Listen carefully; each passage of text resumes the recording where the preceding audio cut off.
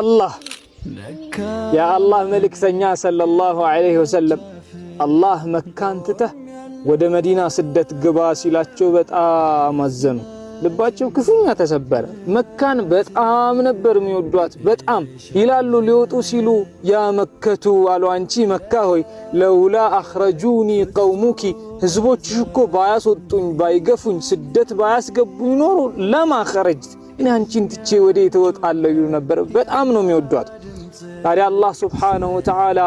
ለመካ ያላቸውን ፍቅር ስለተመለከተ ምን አላቸው ያ መሐመድ አለይሂ ሰላቱ ወሰለም አንተ እኮ አላቸው አንተ ወደ መዲና ይሄድክ ያለው ለጊዜያዊ ስደት ነው ጊዜያዊ ማረፊያ ነው እንጂ ለራዱከ ኢላ መዓድ አላቸው ወደ ትውልድ ሀገር እመልስሃለሁ አላቸው ወደ ነበርክበት እመልስሃለሁ አላቸው አላህ Subhanahu Wa Ta'ala ታዲያ ጀማዓ አላህ Subhanahu Wa Ta'ala ቃሉን የሚያጥፍ የሚበላ ጌታ አይደለም ወደ መካ ሲመልሳቸው እጥፍ ድርብ አድርጎ ድል አርገው አሸንፈው 10000 ሰሃባ ያጀባቸው ወደ መካ ገቡ በህይወታቸው አላህ Subhanahu Wa Ta'ala እንደምትወዱት ያወቀ አንድ ነገር አይነሳችሁም ትግስታችሁን አይቶ እጥፍ ድርብ አርጎ ሊሰጣችሁ ቢሆን እንጂ ያጣችሁት ምንድነው ይላል አላህ ቤተሰብን የተለያችሁት